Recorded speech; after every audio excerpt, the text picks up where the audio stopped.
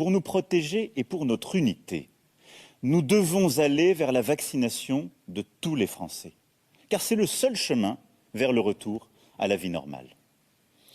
Dans un premier temps, pour les personnels soignants et non soignants, des hôpitaux, des cliniques, des maisons de retraite, des établissements pour personnes en situation de handicap, pour tous les professionnels ou bénévoles qui travaillent au contact des personnes âgées ou fragiles, y compris à domicile, la vaccination sera rendue obligatoire sans attendre.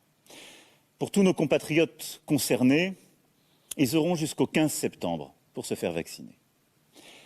Il faut commencer dès maintenant. À partir du 15 septembre, des contrôles seront opérés et des sanctions seront prises. Il y a ensuite tous les autres Françaises et Français, les millions d'entre vous qui n'ont pour le moment reçu aucune injection. En fonction de l'évolution de la situation, nous devrons sans doute nous poser la question de la vaccination obligatoire pour tous les Français. Mais je fais le choix de la confiance et j'appelle solennellement tous nos concitoyens non vaccinés à aller se faire vacciner dès aujourd'hui au plus vite. Pour les collégiens, les lycéens, les étudiants, des campagnes de vaccination spécifiques seront déployées dans les établissements scolaires dès la rentrée. En complément de la vaccination, nous allons devoir mettre en place de nouvelles mesures pour freiner le virus. Dès le 21 juillet, le pass sanitaire sera étendu aux lieux de loisirs et de culture. Concrètement, pour tous nos compatriotes de plus de 12 ans, il faudra, pour accéder à un spectacle, un parc d'attractions, un concert ou un festival, avoir été vacciné ou présenter un test négatif récent.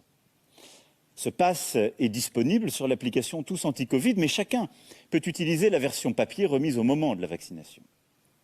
À partir du début du mois d'août, et cela parce qu'il nous faut faire d'abord voter un texte de loi et le promulguer.